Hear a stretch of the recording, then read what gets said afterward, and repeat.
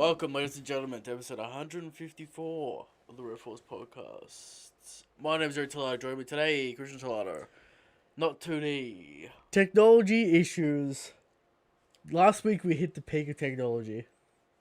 This week, Maybe you just blew everything up, Christian. it was working. I don't know about that. Capture card busted, maybe. Had to pull out the webcam. It's laggy as fuck. We're using old technology here. Now, if you remember the old episodes, we use this all the time. But, we're here today to talk about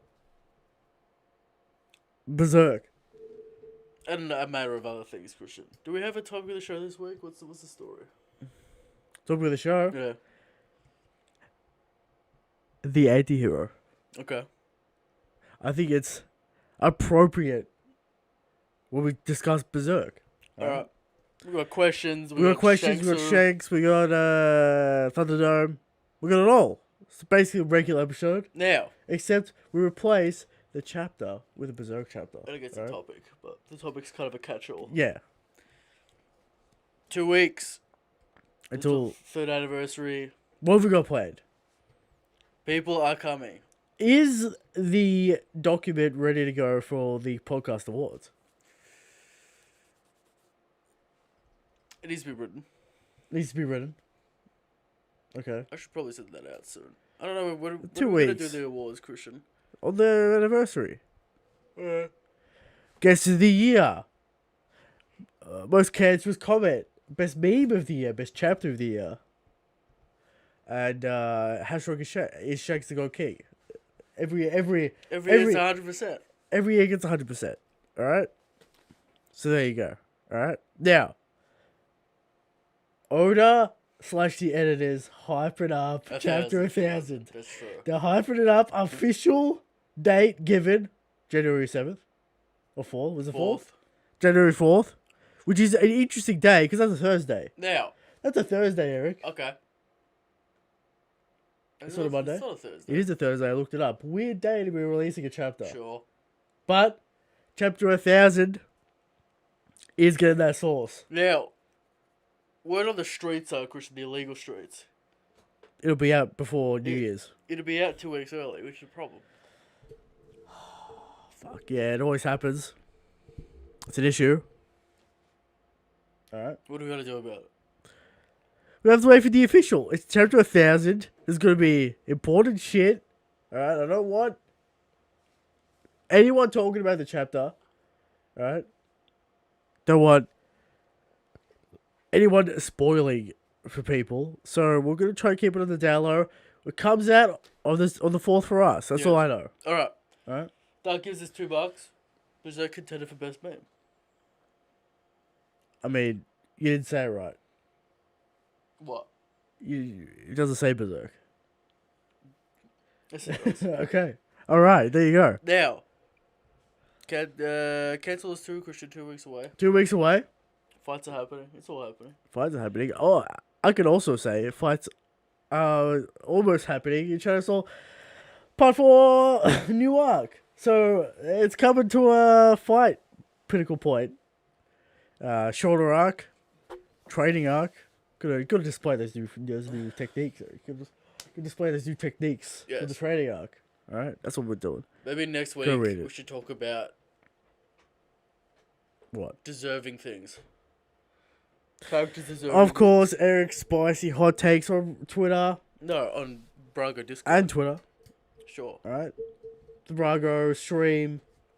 Eric losing it always. All right, but we're not here to talk about that. All right, we're here to talk about Berserk Chapter 1. We'll get into it. We'll explain what we're doing. Some people are upset already about Berserk. All right, some people are already upset that we're only doing Chapter 1. Some people want the entire first arc. All right, ridiculous. All right, we'll get into it.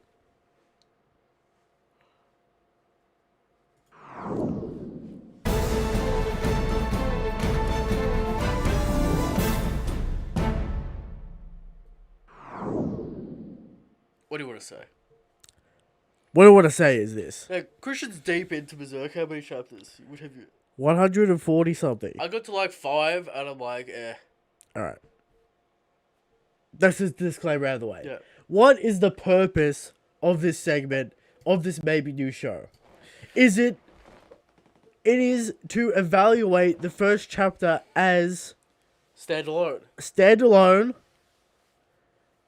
What do I want to say? Standalone, no context, well, some context about time frame, when it was released, in, because that's important information. Only the context of the first chapter, Christian. That's right. Don't be telling me things get revealed 300 chapters later. No, it doesn't count. Chapter 1, first impressions. Yes. First impressions. Not read everything and then come to a conclusion. No. First impressions of the first chapter. That is the purpose of this show. That is the purpose of this segment. So don't get upset that we didn't review the entire manga or the entire arc. If we do this again, it'll be first chapters. We'll keep it fair. No outside information. Yes. As much as we can. If we do One Piece Romance Dawn Chapter 1, come on, alright? Now, I guess we'll just... What are we looking for in the first chapter, Eric? Intrigue. Yes. Characters. The MC. The dynamic. Alright? What are we looking for? You gotta set up the tone, Christian. Tone, yes. The world, perhaps. Mm. It's all about the main character at the end of the day. It's about the intrigue. You probably want to do a set arc. You want to do a little bit of an arc in the first chapter. First chapter, full arc. Yes. Okay. Mini arc. Kind of a mini introduction. You want to do beginning, middle, and end. You don't really want to leave it on a cliffhanger or, You want to complete a little story. Give the viewer a little taste of what a journey might be. A mini story. Yes. Okay. Well, there you go. Berserk Chapter 1. Let's just get into the facts and figures, alright? Created by Kentaro Miura in 1989. 89. And published in a monthly magazine called Monthly Animal House magazine. Yes. Appropriate name for an edgy magazine, Mm-hmm. alright? It is a dark fantasy setting with an adult target audience and has sold over 40 million copies in its lifetime, right? So, popular, dark fantasy, mature, Now let me ask you this question. Yeah. What number would you give to people reading it online without purchasing it? Would that number be significantly higher? I mean, yeah, because the releases are fucked and whatever, alright? Those are the volume sales. We don't know about illegal digital readings. Do you think 40 million copies sold tells a story about the popularity of Berserk, or is it far more greater than that? Well, it's been out for, what? 30 years? 40 years? Yeah. 31 years. 31 years? So it's got some time to sit on shelves, alright? It's growing in popularity. I would say it's more of a cult classic kind of status. Yeah. Very influential to a lot of media. Of course, Dark Souls series. Very much influenced by Berserk. Mm-hmm.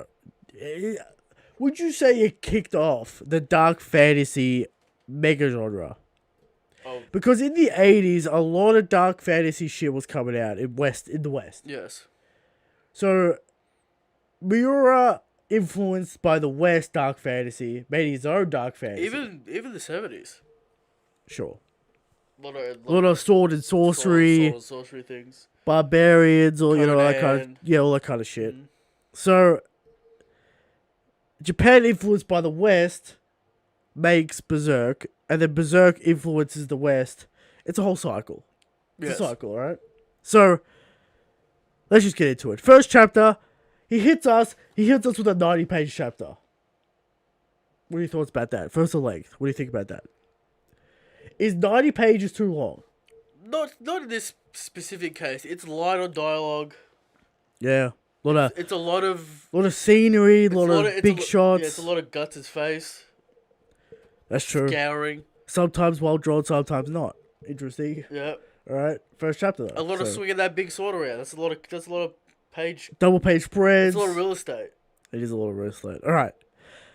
First thing we see, and this is really a tone piece right here. Yep. First thing we see, Guts. Getting it on with a woman. Deep. Mish. Alright. We got it in a dark cave setting. They're having a good time. But the demon transforms itself. And we get a title splash of a demon lady snake thing. Sure. Guts looking disgusted at it, pulling out, disengaging. And then you get the title of Berserk. There it is. Bang. That's the tone. Yes. Alright? Solid tone piece. That's what you're getting into. Edge. All the edge, Eric. All the edge right there. Now, is this because it's black and white and all the color got sucked out and it looks weird as fuck? Yes. What do you want to say about it? It doesn't look like... Maybe it's a scan. We're not looking at it in the volume form. We're looking at it on online illegal scans. So is it the scan quality? Is it that it's not in color? Because it looks like it's kind of flat, kind of gross, kind of bullshit. Okay. Alright? This title screen. Which is, you don't want that for your title screen. It's on a dynamic angle. It's front on. You know what I mean? We are in the 80s, Christian. Sure. So, is this a scan issue? Is this... Whatever. A camera issue? There you go. The drawings are good. Sure. Did you talk about the title? All the time, because it's supposed to be in color. Yeah. You know that? It's a black and white right now. Yeah. Surely it was originally in color, so you would have gotten all those tones and shit. Guts uses his mechanical arm. He's cannon. He's arm cannon. Which I feel like is his only move, but that's a different discussion for later, right? Shoots this demon's face off. Shoots the demon lady in the face, also known as an apostle. Terminology, Eric. You get a lot of terminology in the first chapter. Mm-hmm. A lot of terminology. That brings up many questions about Guts' physical strength. Well, the first chapter really makes you think about how Guts works as a character, right? Because it's like, is this his intention to... Yes and no. I've written them down. Is it his intention to engage in these things as some big brain mastermind play to come out on top, or does he just stumble across these things and he's so edgy and cool, he just gets out of it? I think it's a bit of both. Mm-hmm. I think it's a bit of column A, a bit of column B, as they say. What do you think about with this demon lady? What's the situation here? Yeah, he planned it. Is the plan to get so close, Christian? If you can shoot this demon's head off. We context the context. Because it's very dangerous move. Sure, the context for later is Guts is very sadistic when it comes to demons. Yes. As we see with the snake guy. All I'm saying is, do we ever get a name for this guy? I don't think we do. Man. The Snake Man. What's his name? Don't know. I don't think we ever get a name for it, but the Apostle Snake guy. Yes. Alright, Lord, whatever, alright? He eats human flesh. When Guts kills him, he says, I want you to experience what life is before I take it away. Yes. Now, is he doing that here with the snake lady, showing her a good time, and then finishing the job? All I'm saying is very dangerous move. You don't know what's going on with these demons. You might lose a piece. Very important piece. You might lose it. It's a dangerous move, but maybe he doesn't care, Christian. Alright, maybe he doesn't care. He's too edgy to care. Yeah. Alright? He wants them to feel what it's like to be human, what it's like to be alive, before he takes the life out. Of course. Right? So they feel the fear of death, the edge, Mm-hmm. So, let's just get into it. We're done with the titles, with splash screen. We move over to a little castle town. Alright? Poorly drawn castle town, I might add. What the background's cool. I don't know why the castle doesn't look that great, but it's weird.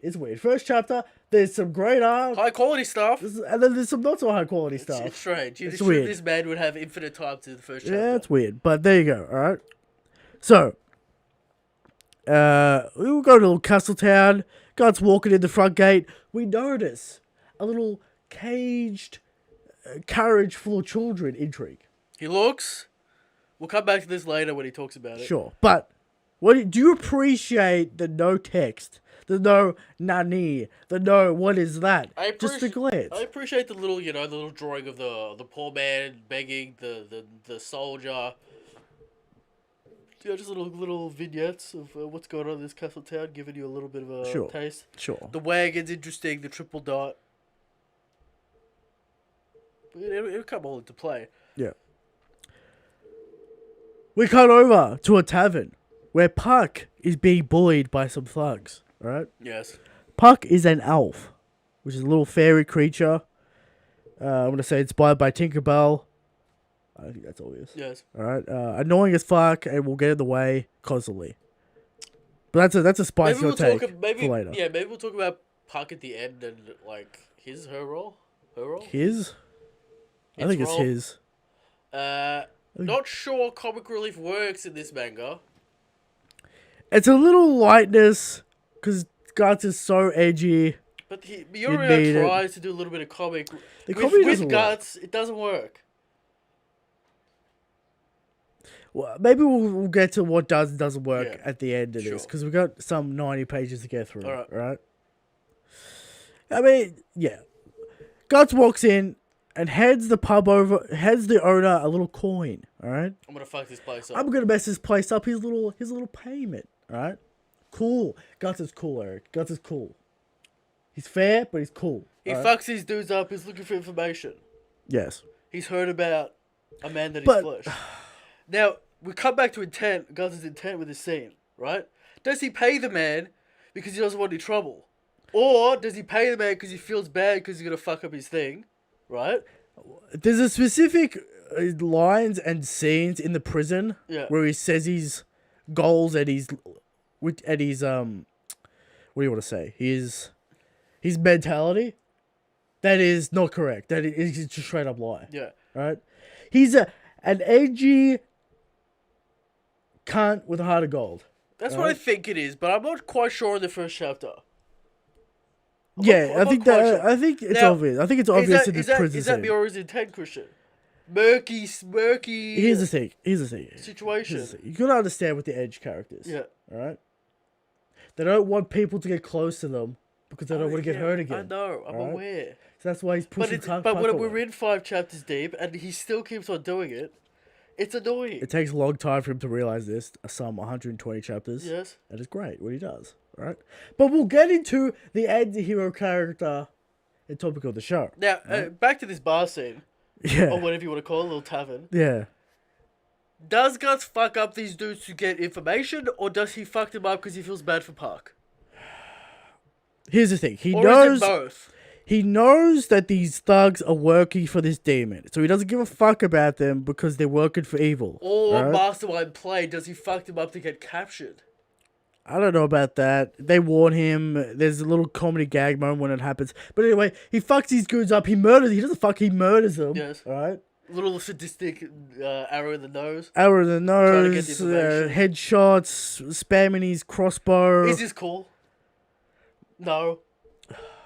Where does he pull it from? There's an overall combat problem with Berserk. Overall combat problem. Yes. Which his arm's lame. The cannon's alright. This is what happens. This is what normally happens. We start with the arm, we pull out the sword, we get beaten, and then he pulls out the cannon and wins. Right. It's normally what happens every single time. I don't know about the Berserk armor. Don't come at me in the comments. We're talking about chapter 1. He's already used the cannon arm in the little start segment. I guess here we can talk about a little bit of action sequencing and paddling with this little section. It works. It's fine. Do I feel the speed of the arrows? No. Here's the thing. The arrows have no impact. Yes. Is that intentional? Is it because they're small? Let's take the guy's head, right? Getting hit with the... It goes through his head and gets stuck on the wall, right? Yeah. The first guy. I would like to see more impact, more speed. See, the way I saw that was, it's a freeze frame. So, a freeze frame, because there's no speed lines. It's like a moment pause in time. There's only really... You don't really feel anything until he pulls out that sword. Now, is that Miura's intent? Probably. I mean, the rapid fire arrows never really fucking work. You And he know, has to crank it. it's like a rapid fire arrow cannon crossbow. I feel like these arrows are literally going like slower than like fucking throwing a paper plane. Like The arrows hit their there's targets. no velocity. All right, but then he pulls out their sword, and then there's the velocity. Yes, that power. But first he interrogates the guy. Tell your boss that I'm coming. I'm the Black Swordsman. Yes. I'm here. I'm gonna fuck you up. All right. All right. That's what he does. And then he pulls out the sword, cuts a guy in half, and then we get that classic line. It's too big to be a sword. It is like a raw hunk of iron. Much like All guts. right, classic. All right, classic. Rough, full of blood, powerful. You know, all the kinds of shit. Now All in right. this panel when he decapitates this man, Yeah. the sword's probably double Well, the size. he cuts him in half. It doesn't decapitate him, but Yeah, okay, cuts him off. yeah. Nice flow of action here, Christian, with this sword. Miori does nice sword stuff. Sword stuff's great. Yeah. Sword stuff's great. Now, right? it is double the size of him in this panel, but we're gonna let that go. Doesn't really matter. Yeah. All right. Puck then follows Guts out of the tavern, talks to him about what's going on in this town. You know, the castle town. They've been raided a few times, and then the Lord Man made a deal with the thug leader. But if you attack the thugs, you get arrested. You know, just a bit of exposition to move the plot along. Isn't necessary. Because we've already We could assume that. because we already knew Guts fucked up the dude's goons, and he said, "I'm coming." Yeah. So, I think this is more for Park wanting to talk to Guts and get close to Guts. Guts just triple dotting. Yeah, ignoring him. I think this is more for that kind of relationship than actually delivering exposition. So, Alright. The fact that he killed the thugs could easily destroy the town. Guts doesn't care, alright? So, Guts gets surrounded by castle guards and is captured. Now, I'm not going to bring that up because that's not fair for the first chapter. The first chapter's the first chapter. I'm going to bring up later shit because I said I wouldn't do it. So I'm not going to do it. But, Pale Scaly, keep that in mind, alright? Keep that in mind for now. Guts gets imprisoned, right? He gets tortured. He talks to the mayor, all that shit. He's getting tortured. I'm gonna ask you this. He's going to the castle, right? Because he wants to fuck this dude up. I think he wants him to come to him. He's moving towards the castle. Well, the castle... Sure. Yes? So the dungeon's in the castle. Yeah. Did he want to get captured? But there's no like thing about... I feel like he could escape at any time. He has a cannon on his arm and they don't take it off. Why can't he just blow the gate open? No, they do take... It's not off. His arm is on. That's... Yeah. Why can't he just blow the gates up? Did he want to talk to the mayor? Did he want to get tortured? What is... I don't think he wanted to get captured because there's that scene where Puck's like, "Oh, I'm out of here." Comedy bit, right? So I don't think... Did he want to get closer and get into the dungeon? No, I think he fucked up. Why didn't he just blow the gates off the thing? Well, was he he was tied up. He was tied up. He was too fucked up to fire the cannon. The cannon does have massive recoil. Not in the first chapter, but it is a thing. That's not fair. I know that's not fair. We can't say that because we just saw him shoot that Dave's later. But could you assume that? No, because there's no repercussions at all from the cannon arm. It's a cannon, though. At no point is that ever brought up. All I'm saying is, he gets captured. Maybe there's no bullets in it. Maybe there's no ammunition. No ammo, but he gets ammo later. Because they take all his ammo. He uses it again, doesn't he? Yeah, but he's got all his shit back. So you assume he gets his gunpowder back. He gets his bullet. I don't know that he's got a secret cannon arm. He just used it. Maybe he didn't refuel it. He's gonna get a little bag of gunpowder, put it back in. Yeah, you never see him really reload it. This is pretty charitable by you. All I'm saying is, there's reasons, right? It doesn't really matter, alright? I do not believe he got captured in some sort of mastermind play, alright? Okay. I don't believe that. But, he then gets tortured. The Lord Mayor made a deal with the. Do you feel like the Lord Mayor's a bad guy? Here's the thing, right? He's trying to survive, but he's giving children away. So yes, right. Well, he's trying to save the town. It's a demon. What is he gonna do? He's in a lose-lose situation. Now, Guts is like, you're a trash man piece of shit. Guts always does. I don't understand this fucking trope. Guts, please, you gotta understand the situation. No. Characters in Berserk have such mental power that they make people have heart attacks and like mental breakdowns from like speeches, which is what Guts does here. He calls him out. He calls out the Lord Mayor. The Lord Mayor can't handle it. He like, oh, he almost has a heart attack. He's an old man, sure, he's sweaty. Right. Now, I don't buy it because Guts comes from a place of like not understanding the situation and basically being like, you're a trash man. It's a little bit more complex, Christian. He's trying to save the town. Where's the next? I thought Berserk was all about context and nuance. Guts is just a hard, straight shooter. Doesn't think about anyone else's point of view, just straight on his thing. Well, he wants to kill demons, and that's it, right? That's all he wants. That's all he wants to do, kill demons, right? That's all he's gonna do, right? He doesn't give a fuck. Why is he getting on his moral high horse about you trying to save yourself? Because he's basically like, he hates people lying and saying bullshit. He hates people who work for demons because they don't really help the world. They're really just helping themselves. And they're weak, and they're so weak they couldn't do even, you know, all the edge shit. Is Guts that character later on where he's like, you're too weak to do anything, you're trash? I mean, he says it right here in this chapter, alright? Yeah, but like... He does believe that. Give the old man a break, he's an old man. Guts hates people who bend the knee to demon kind. Okay. Alright, he hates it, alright? Alright? So, Puck ends up flying in with the keys and saves Guts. He uses his fairy dust magic healing powder to heal Guts up. Restore Guts. He's back to fighting form. Alright? So now, Guts delivers. Alright? Delivers his mentality, alright?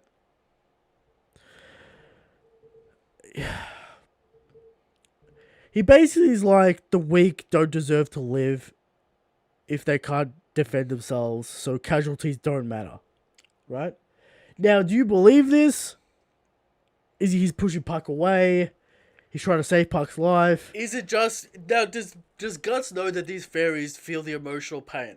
Well, he tells him. Puck tells him. Does he do it on purpose to hurt this creature? Sure. Because... Christian, he says that, but then he's mad about the children. Yeah. Which, of course, would reflect on his later experience. But he's delivering to the audience his ideology. Sure, yeah. Now, of course, he could be lying to himself to not feel anything. But, you know. We're going to think he's accurate. But, anyway. I missed an important part. I was going to say, did you talk about the fucking... I missed an important part. But the Lord Mayor goes and talks to the Snake Man. Snake Demon. He's got an ear. He eats human flesh. He's scary. He's spooky. But after that, we see Guts talking to a weird blob of flesh. Yeah, some weird thing. Get away. I don't... Get out of here. It's coming towards him. Now, I know what this is. And it's very interesting that it's here. Right. Because looks like Miura planned this. What is he? Now you're gonna fucking hate this. Do you want to know? I think is it revealed in like the first couple of chapters? No, it's revealed so long after. Okay. Do you want to know? Well, how long? Like after the golden, after the golden age. It's like 100 chapters later. So it's like a massive breadcrumb that's like. Yeah. Is it like? Does it happen again? Like, does it happen? Yeah, throughout? It happens all the time. So yeah, okay. So it's a thing. It's a thing. Do you want to know what it is? Is it some bullshit about trauma? Yes. Or demons? All right. Spoilers for the Golden Age arc and the ending of that arc. All right. So, Guts and Casca, right? they're a thing. Yeah. They had sex at some point. And is this their child? This is their child, but in the Golden Age arc, Griffith became a demon and raped Casca. So their child has become a demon and is now following Guts around. What do you think about that edge? What do you think about that edge? Right there.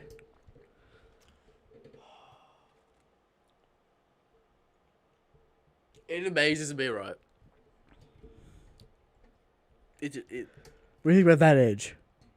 maybe this should be a topic for a different time, but when we talk about the usage of like Sexual violence? Or sexual violence, rape, children, in stories,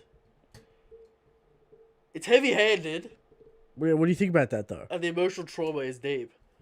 I mean, it looks like a fetus, kind of. Kind of. It does, Eh, with a weird beak thing. I don't even it's know. like a blob. It's so like. Is it even like? So I guess Griffith does it to just be malicious. There's no like. Yes.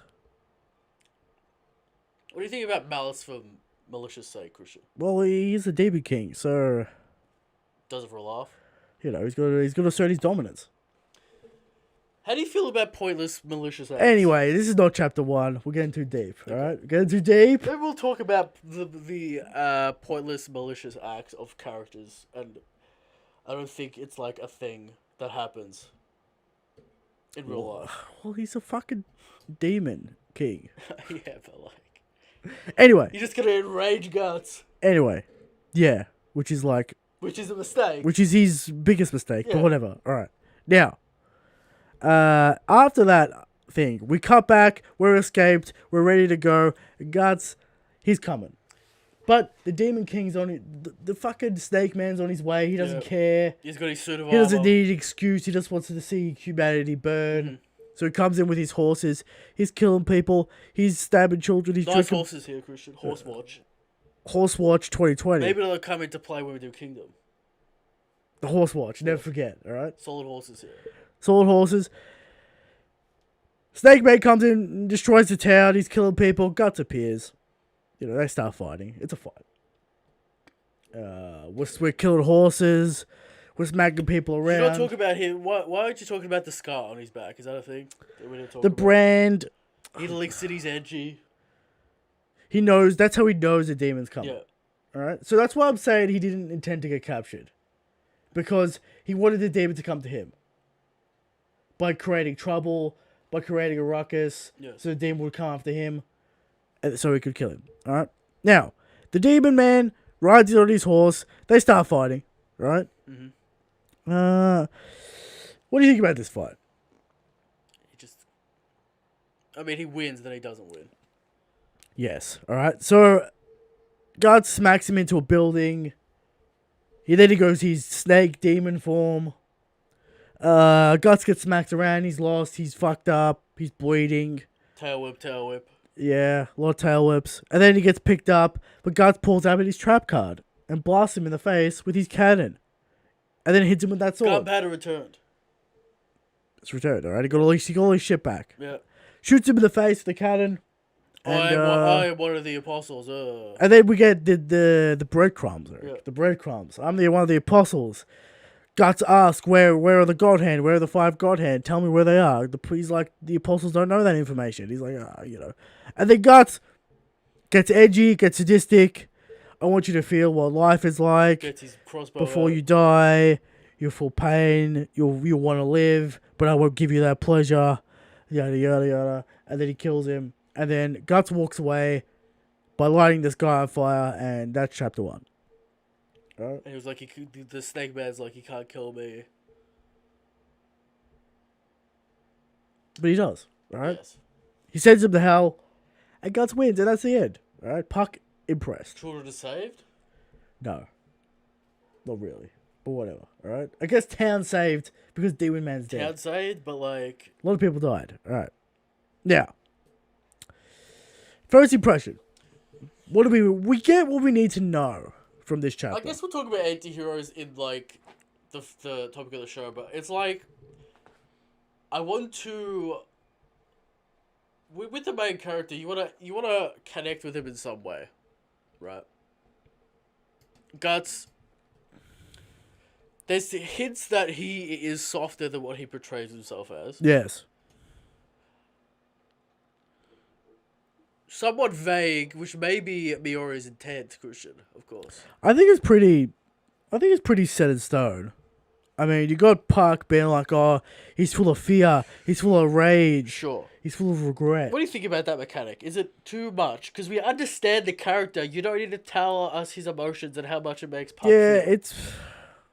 It's like... I feel like an editor went to Miura and said, you got to add Puck. That's what I feel like happened. We talk about show don't tell, Christian. Massive meme statement by the community because I don't actually know what it means, right? But Sure. they just like to say it. Sure. But Miura did a decent job showing us Goats' character, and then he told us it with his mechanic of Puck. Was it an editor's choice or was it his choice? Being like, I need to tell them. At some point... Is it vague? Now... Here's the thing. Chapter 1, right? People don't read first chapters to get invested. They read it to check it out. Let's check this out. What is this? Am I intrigued by chapter 1? Yes, I'm intrigued, Christian. Will I read more? Yes, I already did read more. Alright. The issue is... Yeah. Guts gets worse. No, we can't do that. We can't do that. We're talking about chapter 1 only.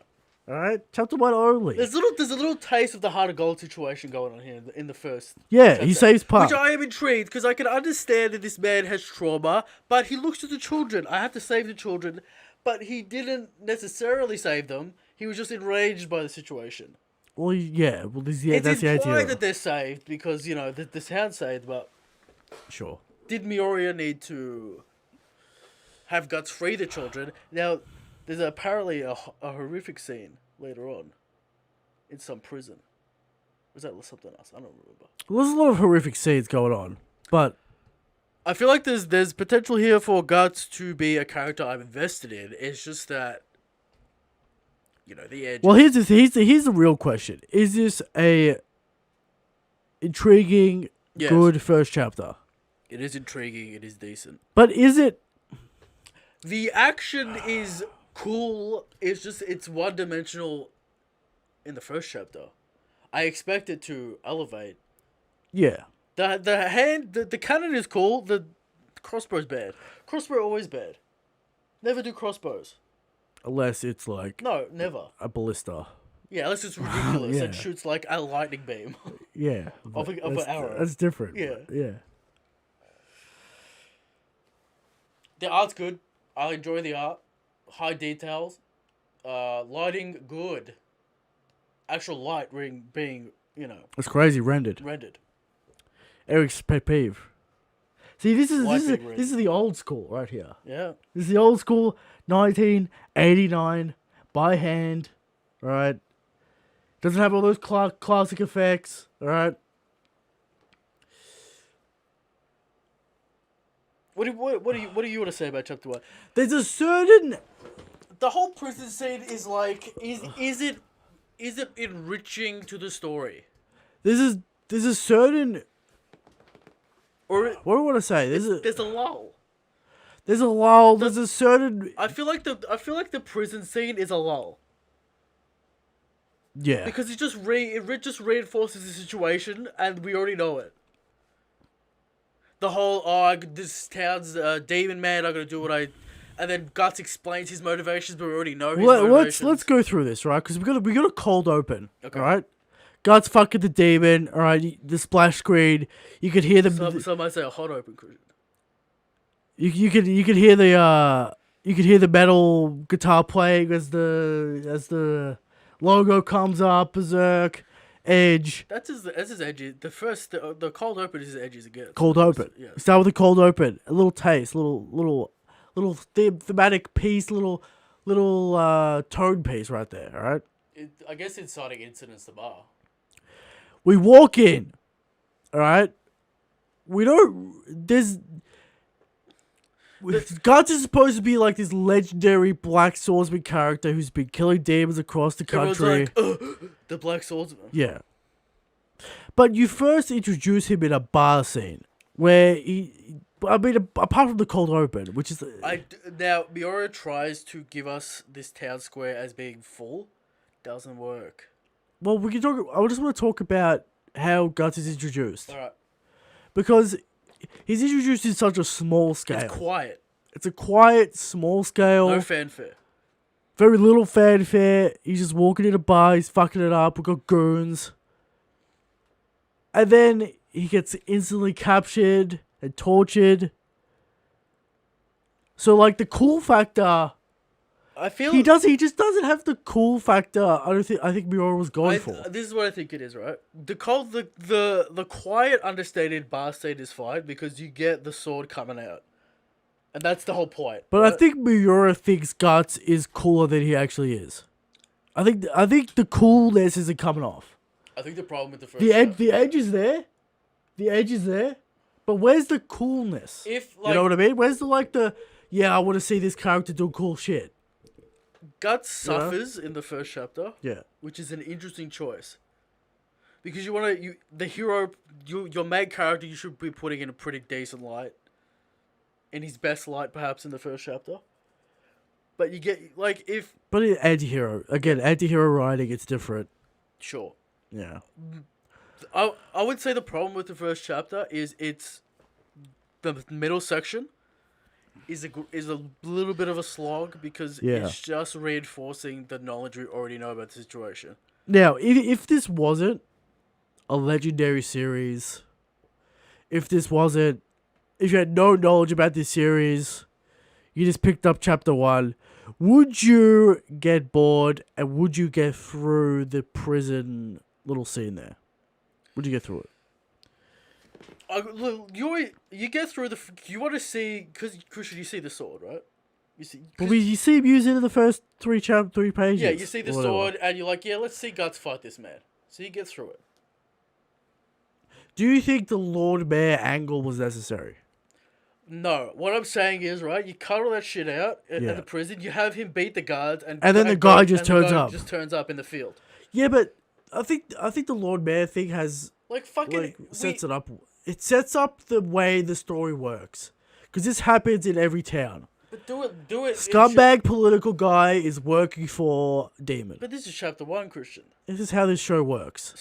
Do that later. But that's what I'm saying. This is how the show works. It's setting up how the show works. Yeah, I know the political. So, is that fair? There's always these little gimp political characters that are scared and shitty, and then they Could you have not had the mayor in the town square in the bar? Or just have the goons say the mayor's whatever. Yeah. Anyway, chapter 1, Berserk. Good first chapter. Alright? Good. Yeah. I'm going to leave it at that. Good. Now, the rating system. Good. Now, we want to say is drop, intrigued. How do we want to rate this? Excited. Hyped? Alright, here's the list. Here's the lowest. Drop. Yeah. Second, lowest. I'll go through it. Yeah. All right. Third is like intrigued. Yeah. Okay. Yeah. And then hyped, and then must read. All right. Yeah. So where were we? Intrigued. All right. We're intrigued. It was good. All right. Do we want to do a retrospective of like how we might have changed it, or let's just talk about the journeys of Berserk for both of us so far, I guess, and then we can talk about. Do you want to talk about the mechanical things like the paddling and the action and the direction? Is that what you want to do? Or you just want to? It's good, but sometimes it's not good. Not sure the choice of laying panels on top of each other is ever a good idea. Not sure about... No, you have to do it right. And if you layer too many panels... If you do one panel layered on top of the other, sure. Fine. The whole page is kind of like layered on top of each other. Yeah, layered and stuff. It's fine, but... Paneling's decent. Yeah. There you go. Nothing to complain about, really. Some weird sketch drawings, but... Yeah, alright. There's Berserk. Chapter 1. Write in the comments if you want to see other Chapter 1 reviews... maybe something we haven't read at all, so we could actually do this properly. Yes. because it's hard. It's always hard when you got context. You know things. And, Berserk's a legendary series, all that kind of stuff, right? So... Much like, what was it? Now, we did do, Builders. What is it? Build King. Build King. Did not read chapter 2. I did. Did you read chapter 3? Yes. Are you on board? Or are you going to drop it? It's weird. Alright? I want to see... I read chapter 1. I didn't read chapter 2. I want to see something. I want to see something hype. I want to see something to get me... I need to hear about it. Yeah. Alright. Now, moving on to how strong is Shanks.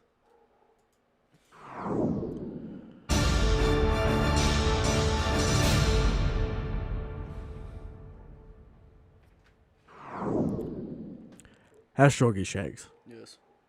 Every week, we come to you with the question of how strong is Shanks? And every week we answer, Shanks is the strongest. Shanks is the king. But We've got a wild animal on the loose, Christian. there are people out there who think... There are people out there Yeah.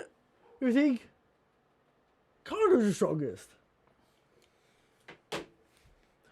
There are people out there that think Blackbeard's the strongest. There are people out there that think Sweaty's better on the planet. Magma Crew's the Still no strongest. soundboard. It's just a We travesty. would have been used right? wake it up, wake me up. You missed out. Why are we here just to suffer? Give me the sound effect. For what? You want okay? Obviously. Some people think Mihawk's the strongest. And the worst of them all... We might have to put Zoro in this category. Oh, shut the fuck up, right? Shut the fuck up. And some people think Imu's the strongest. They're incorrect. They're misguided. They're wrong. And every week we come with 100% factual information to the table. This is what evidence is. Shanks is so strong that he would prevent the eclipse from happening by killing every single God Hand member. That's a deep cut for Berserk, Christian. Well, it's in the first chapter. You get the name drops. Okay. Right? Shanks is the strongest. Shanks is the God King. All right. We're moving on to the topic of the show.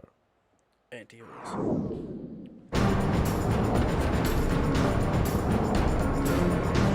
Let's go outside. But, All right. Topic of the show. Anti-heroes. The anti-hero. Hate them or love them, people use them. All right. Let's just get a definition on the All right. table. Give me that Because it's definition. not exactly what people think. Where'd you Right. get this definition from, Christian? Is this yours or did you look it up? Bit of Wikipedia, bit of my own, bit Yeah. of this, bit of that, Okay. alright? A hero who lacks traditional qualities. Now for that, we have to define the traditional hero. Yes. Right? A traditional hero is courageous, Yes. self-assured, morally just, and powerful. As in physically powerful. Right? The classic Just think of a hero. Yeah, just think of a Whatever, Superman. Just think of a knight. Whatever. Yeah. Alright? Therefore, an anti-hero is full of self-doubt, is scared, and weak. Alright? Physically weak. But it's a sliding scale. You don't have to have all of them. Mm-hmm. You can take one and flip the other. You can have... Anti-hero in the terms of the complete opposite of a hero. Sure. But the way people use it in common sense Yeah. is the edgy fuck Yeah. who is morally grey. Mm-hmm. Or evil. Or whatever. Does morally grey shit. Yes. Alright? The anti-hero, alright, lacks morality, but does the right thing for other reasons. He's doing the right thing, but he's not doing it for the right reasons. Yes. And he gets the job done in morally grey things, alright? Now, pros and cons of his character. Is Batman an anti-hero? I guess you define. Yeah, you Batman. would. You would define Batman as an anti-hero, kind of.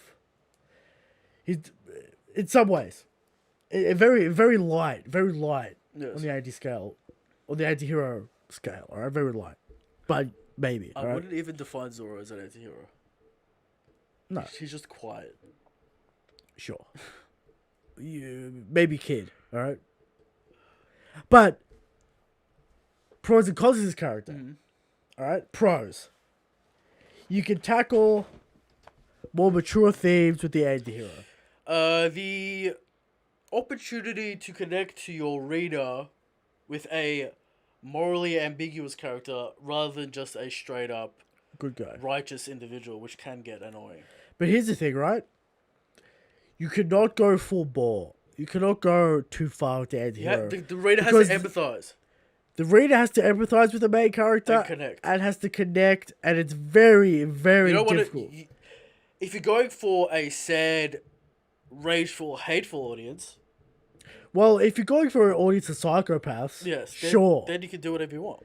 But for the average, well-adjusted human being, they want to see good people win. Or good enough people win. Yes. So you can't just have the main character just be a villain. Because that's not an anti-hero. Anti-hero has to be doing good things, whatever, alright? Now, the character growth potential is what makes the anti-hero appealing to write. Yes. Because that also reflects in the audience as well, because they want to grow and get rid of their flaws. Sure. Which is why character growth is appealing. Sure. To begin with. But the anti-hero has massive character growth. Because everyone wants to see the anti-hero become the true hero. Right? Soften. The anti-hero always ends up as the true hero. Do you think there's a cliche that love usually changes the anti-hero? Yes. Is that... Classic. That is probably the most appealing to most audiences. Well, it's a reflection. People sad, they're looking for something to, get their life together. Yes. Maybe some love will do it. Maybe something will do it. It's a classic trope. It's a classic trope, So, what do you want to say about the anti-hero and why Eric hates them? Listen. Alright? Listen. It's not that I hate, it's a very specific thing, right? Okay. If you're going to have a character do a bad thing, yeah, a morally bad thing, yeah, and then say he has trauma, therefore it's justified, yeah, right? Not justified. Still needs consequences. What'd you say? Not justified, because it's like it's still horrific. His action is still horrific. Just because he had that action done to him doesn't mean he's absolved of all crime. He should be the superior individual and overcome that. I think there's something to be said about world building here as well. Because an anti-hero makes sense in a world where that would make sense. Like Guts, right? He's the anti-hero because the world's so brutal. Yes. The war against demons, they don't give a fuck. He has to somewhat get on their level to compete. You know what I mean? Yeah. He can't have a soft heart because he will die. He can't feel sympathy because he will lose and his quest will be over. So is that justified in a sense? The world justifies the actions. You know what I'm saying? Perhaps, but there are softer elements to Berserk, like Park. But that's what I'm saying. It's not all hard. But I'm saying, like, let's just take a real world example, right? Yes. You're in a war situation. Yes. You might do some more morally great shit than you would in your normal life. Yes. Because of the severity of the situation. Life or death situation. Brutal situation. It's a war zone. Life and death. Fighting for country. It's different. It's a different situation. We don't call soldiers murderers. We call them soldiers. It's different, right? Uh-huh. They're fighting. There's rules of engagement. Perhaps a just cause. Yeah. Now there's rules of engagement. There's war crimes. War crimes. But again, murder in a war against the enemy is not a crime. Because it's a situation. Yes. So Eric's favorite word, the context, it's my favorite word. Matters, alright? The context does matter. And you can... I think the context of the world has to justify the anti-hero. I mean, if you want to get real dark about it. Yeah. let's say, like, yeah, a soldier killing individuals, right, is fine for the context of which it's in. But when we start getting to torture and all that kind of thing, it can't be justified. That's why there are war crimes. Well, in the real world, The war crimes are punished. torture is allowed in some way, but whatever, alright? But the point is, the context matters. Yes. And the world has to justify the anti-hero, otherwise it's unappealing. Yes. It's like you can't... I feel like the anti-hero still has to rise above the world. the environment in which he's in. I think he has to eventually rise above. And that's the appealing. Yes. That's the appealing thing. But there has to be a hint of moral superiority. Superiority in some way. Is that physical? Is that willpower? Is that... Moral superiority, Christian. No, I don't think so. I think it has to be superior in a certain aspect. Has a greater will. Has a stronger force. Because you don't necessarily... Because you could have an antagonist go up against the anti-hero, and the antagonist might not be that bad, and the anti-hero is on the same level, but the anti-hero has the will. He has the drive. He has the ambition to get what he needs to get done. So, in a way, you don't need moral superiority. You need to be... Your overall goal, sure, Yeah. but in the moment-to-moment actions, no. You know what I mean? The problem with the anti-hero, I feel like, is its actions are pushed, in most cases, way too far and aren't justified in any regard. Here's the thing, right? The anti-hero is... It's a counterculture. It's what do I want to say? It's like the other story. Yes. Normally, you have a hero's journey, the MC, good guy, you can relate to, nice guy. Anti-hero, you want to hit him with a punch, right? You want to punch up that writing, you want to hit those massive grey areas, you want to hit all of them. Same with the hero. This is why some people can't connect with the hero characters, because they're too good, they're too morally justified, and they don't seem real. Superman. And the opposite is also true for anti-hero. Too much. The writer will sometimes push the envelope to really get the message across. Now that's romantic writing, it's not real life. That you have to amplify, you have to one-up yourself. All these kinds of things. But... Do you feel like a main character always has to be appealing for a story to work? Appealing in some way. It has to be appealing in a way. Is he cool? You can't have a super weak,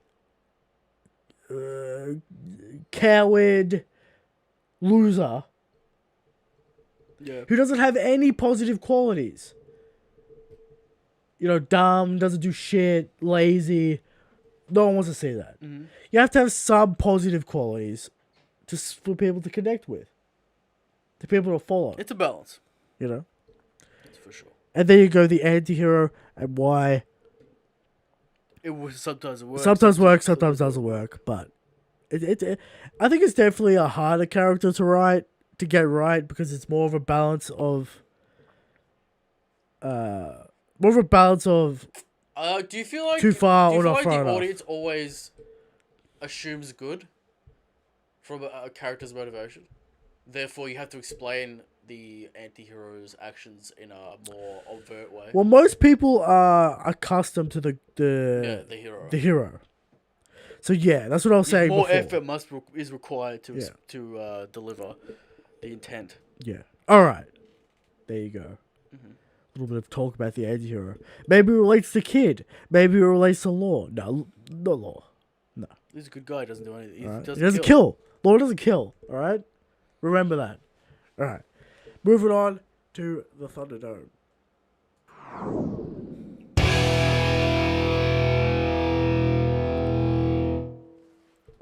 Thunderdome. We're here at the Thunderdome. That's One Piece Power Scale matchups. This week. This week, MBDD wants to see Perisborough take the bracket. He comes at us again with Perisborough. This man's obsessed. Okay. This man wants Perisborough to take the bracket. He does need to take out Oven. That's a problem. If he doesn't take out Oven, Perisborough is not going to win this bracket. Now, can MBDD match Oven up with a poor matchup? Sure, there are poor matchups all over the place. He can be manipulated. All right. So, Perisborough versus Emerges. Again. A powerhouse. Did we not do this already? No. Whoa. We've done page 1. We've done Ivankov. Ivankov. That's why we're talking about Shockwaves. All right. We've talked about Perisborough Yes. so much. Who would have thought he gets brought up every week? Who would have thought, indeed. All right. So there you go. Perisborough versus Burgess. What have we not said about this matchup? All right. The only thing we need to talk about is Burge's physical strength and Shockwaves. Is it on par with Gear 3?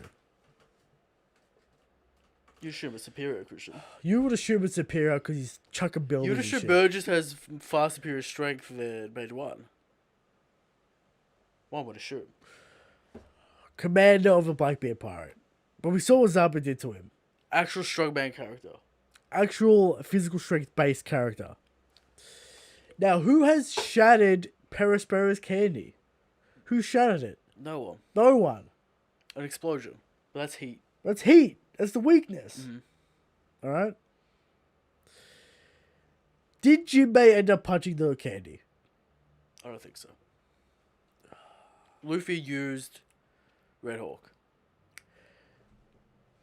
Would you say the ultimate Hell Wink is not on par with Burgess's punches? The shockwaves? The Shockwave debate on the candy is an interesting one. Yeah. Now, Perisborough could wrap up those little Burgess legs. Sure. So, that's a problem. Do the Shockwaves get through the candy armor? Can't forget about the candy armor. Can't forget. That explosion and the shockwave from that explosion did not kill Perisborough, knocked off his arm. Yes. And that's with fire and the weakness. So, again, you cannot match up physical specimens with Perisborough because he's the ultimate X Factor character. Slow physical specimens as well. I don't know if Slow is fair. He went up against Bizarro. Did you see those legs? Okay. He's got little legs. I don't know how fast this man is. Alright. So there you go. Perisborough wins again. Will he take the entire bracket? He will entrap Burgess. Potentially. Yeah. Unless you want to talk about Shockwave shattering the candy, but no evidence to say that it will. Yeah, there's no evidence to say that the shockwave will break the candy. And plus, it's not like the candy breaks and Perisborough's done. You need a sword. He just summons more. You need a sword. You do need a sword. Or fire. Yeah. Or speed. Yeah. Significant speed. So, Perisborough is looking good. He's looking poised to take this bracket. Now, we'll remind you, Zolo and Sanji in this bracket. I think Sanji got knocked out, though. Which is hilarious. But there you go. So, you want to see Perisborough take this bracket? Stop it. Don't make it happen. Okay. Alright? There you go. Moving on to questions. We've got Berserk questions.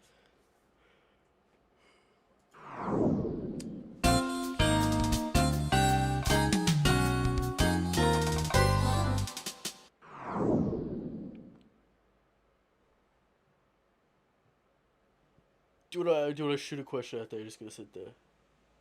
First question comes in from Skull Knight Reacts. Now, what do you think this man... I think he likes Berserk. Alright. Well, his question has nothing to do with Berserk. It has to do with Zolo. Okay. Alright? He's hitting us with Zolo. How is it confirmed that Zolo doesn't have it? Doesn't have what? And he just didn't do it. Doesn't mean he doesn't have it. I'm not saying he has it, but that doesn't mean shit. And it also could be foreshadowing. I'm saying Conquerors. nothing. He's talking about Conquerors. You got trolled by Oda last Oda week. trolled you. We're not. Oda definitely trolled you last week. That also man? doesn't really matter. The Conquerors thing. Doesn't matter. Alright. Really. Oda trolled you, alright? Oda trolled you. There you go. From Ryan. Thoughts on tragic characters. Do you get more invested when it's someone who has started off with nothing or lost something? Well, you have to have the dark to have the light, Christian. I think it's to overcome their situation. Yes. For you to like them. So I guess so. Luffy doesn't really have a sad childhood. He gets in difficult situations. Yeah, but he overcomes. I like it in real time though. I like Yeah, it you in gotta real do it in time. real time. I like it in real time. I don't like it Don't in give me the flash. flashback. I like to see the effects in real time. You can have sad flashbacks, sure, but the emotional weight, Listen, I think, has to be relevant to the plot. I think the emotional loss has to be relevant. do you feel to like the arc a or the 20-year story. flashback of a childhood experience justifies the actions of an adult man? Depends if that's still relevant to this day. Right. Because I'll give you an example. I've done it, right? I've Yeah. done the 20-year flashback. But that character, Yeah. those characters are relevant within the story and things are happening to them, What about which shows the relationship between those characters. what about a 52-year-old flashback of a certain female character? Right? Okay. That people use and then say she isn't over that trauma and she's 66 years old. So you're talking about Big Mom, right? Yeah. Do you think that justifies her actions? Well, Because those characters are still are relevant in her life and alive. Yeah, it's like man. So maybe. Because that's what I'm saying. If it's like my family died in a fire and now I'm edgy and shit, it's different to I experienced this tragedy with this character and this character is still in my life and a reminder of that and this is the relationship between these characters because of this traumatic event. That's fine. Yes. And that's good because you can get both. You can get the real time emotion and you can get the backstory. You need the real time. Yeah. Don't try to sell me about how edgy this man is In the past. in the past. Sure. Sell me it now. Yeah. So, tragic characters, tragic characters are all potential, Yeah. and they have to be brought to that potential. Don't right? just keep them in the same position because then it gets annoying. Yeah. All right. From Manga Bali.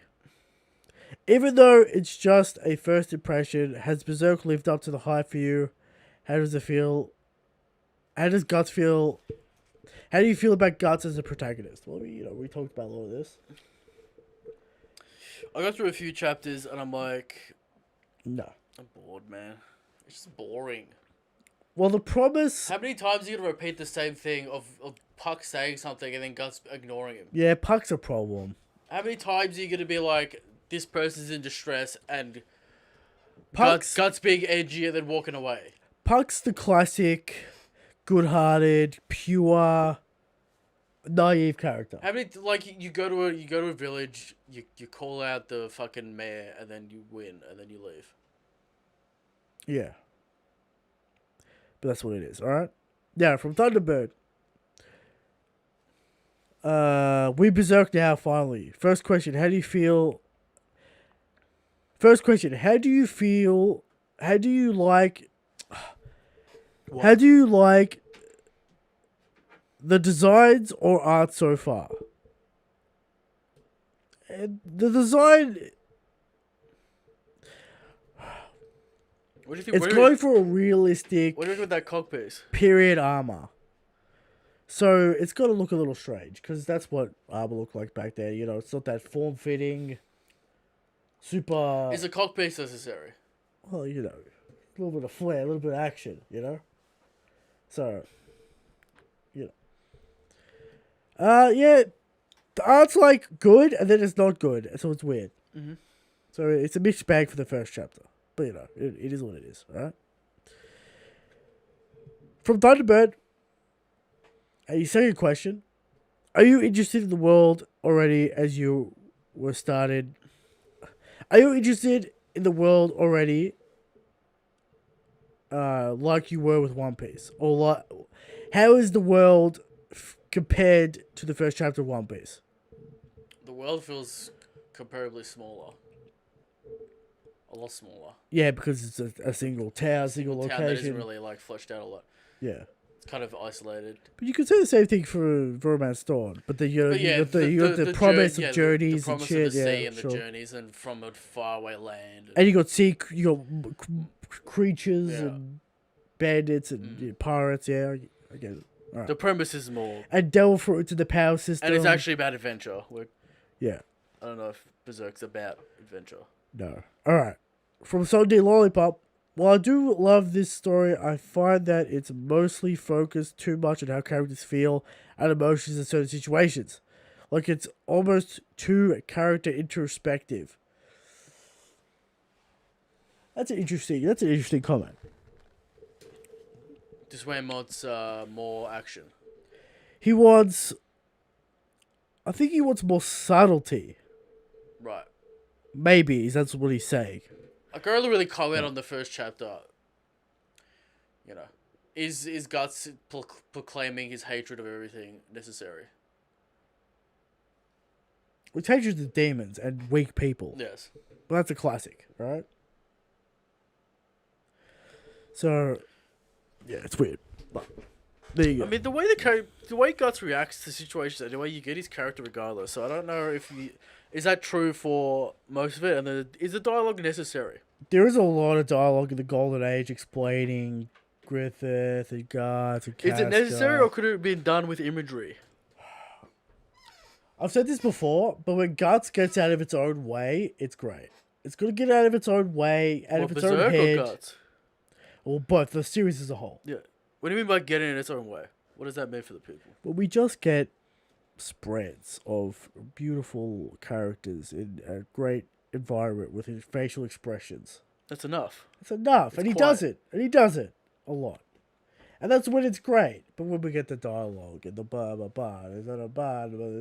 how does he deliver emotion and intent? Is it through narration, or is it through like internal dialogue of someone? Internal dialogue of like, I feel like this. Yeah. Looks. Gross. Does Guts have an internal monologue about how he feels about situations? Because that's lame. No. Well, sometimes. It's certain scenes when he's alone and he's introspective. Yeah. It's not all the time. But yeah. I get what he's saying there. Alright. From Harvested Berry. Now that you have finally experienced the greatest that is Berserk, will you drop One Piece and do weekly reviews of every Berserk chapter? Absolutely not. Not happening. I just want to get spicy. Because how quickly do you reckon I'm going to get spicy? Let's see. At what point do you think I'm going to get to my breaking point and go on a rampage? Probably the end of the Black Swordsman arc when a child gets sacrificed or some shit. But yeah. Probably then. Alright, from Casp. What are the possibilities that Momonosuke's Uranus and Vivi's Pluton? Possible. The Pluton was never a ship, and you need the person to power the ship that is Pluton. Pluton. No, they're Vivi's Pluton. Oh, Vivi and Momo. Nah, I mean. But then it's like. Yeah, you gotta do the retconning. It kind of retcons it a little bit. You can make it work. Poseidon's like. I don't know. It's always been a thing that they're supposed to be items, and then Shirahoshi came along. Was it though? It's like because it was a ship. Yeah. Yeah, I guess. Ancient weapons, you don't really assume they're people. Well, you assume they were made at some point, so Shirahoshi was genetically enhanced, the original. Yeah. Because the weapon implies being built, but whatever. Alright. For Waffle D. Brando, is Guts the best protagonist for you or nah? The best? For me, no. I mean, it depends what you like, but. Well, it's a personal question. Yeah. So no. I feel bored by his character. Alright. Well, there you go. Alright? That's all you need to know. So, no. From Dragon Lope. Why is Wano not top 10? Well, Act 2. That's all you need to know. Alright? Yes. Act 2. From Chris D. Did you learn any valuable lessons from the first 3 pages? First 3? The cold open. That's that Miura likes like the design where you like Just have for the, everything. have the normal face, but like have a weird mouth. And just all hair and weird shit. What did I learn? That Guts is edgy, and that Shout Berserk out to is the edgy. muscles definition, I guess, on Guts. Accurate. Very accurate. All right. I would like to see it. I like the uh the hamstrings to the He's getting bars. very Very specific. technical because you Technical. clenched asshole in that scene. Well, you know, he's pulling out. He's getting ready. He's getting in there, Christian. No, he's pulling out. Whatever he's doing. He's pulling out. He's pulling in. Yeah. All right. Whatever he's doing. All right. So there you go. All right. His next question: how would you like the phrasing when Puck was describing Guts' sword? Classic. Cool dialogue. It's a raw hunk of iron. Blah, blah, blah. Okay. Is that a bit on the nose to describe Guts? Yeah, you know, it is what it is. A little bit, but it's fine dialogue. It's good dialogue. I found the first arc underwhelming, but it gets much better. I like the party, I feel like that's pretty common for a lot of manga. But what your favorite parts, concepts, explanations of the chapter? Favorite parts of the chapter?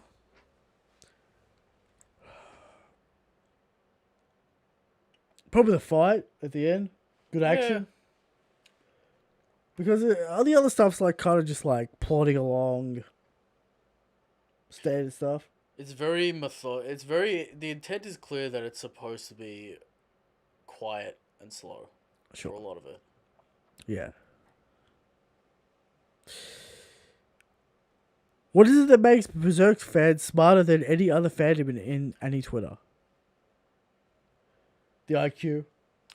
What is it? Let me ask you this question. Yeah. Because I can see from the paneling and the quiet moments that Miura likes to do emotional resonance through his paneling and his character emotional states without dialogue. But you were saying that the dialogue gets in the way and explains everything. It's both, you know? Does that give the audience an out into quote unquote understanding Guts as a character? Do you feel like that dumbs it down, or is that justified? Because if he didn't have dialogue, and he just did it with panels with no dialogue, would that be enough for the quote unquote intellectuals to understand?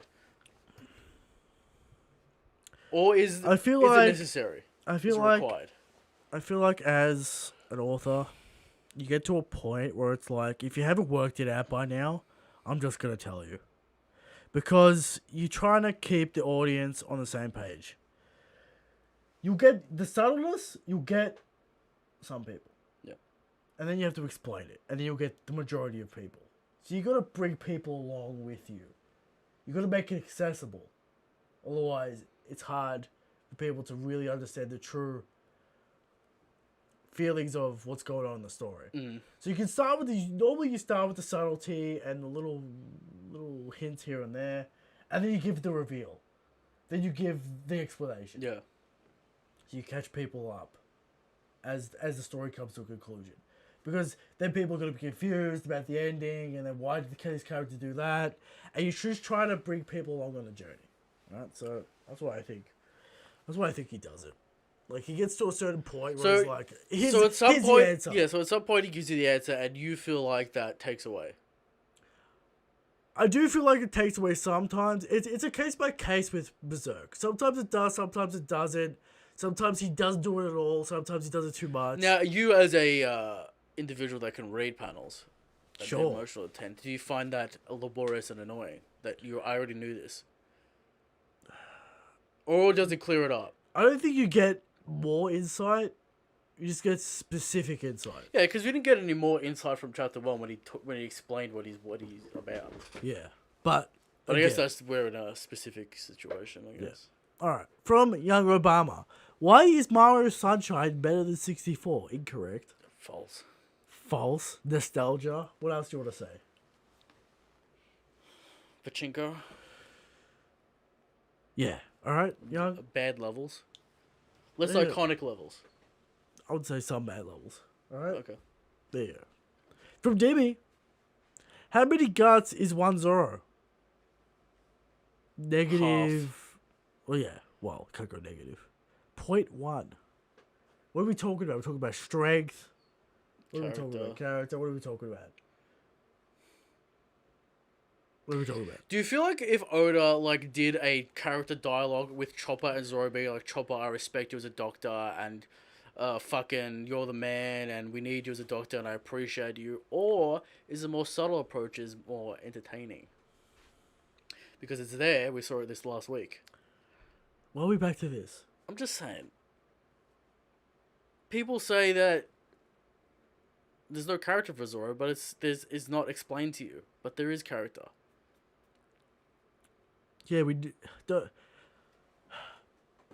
people don't remember every panel, alright? They just remember what's said and what happens. Is it the Hunter x Hunter thing where it's like you have to explain it 10, therefore people think they're smart? Well, Hunter x Hunter is a completely different problem. Okay. And maybe we'll get into that one day. But today's not that day, alright? Today's not that day.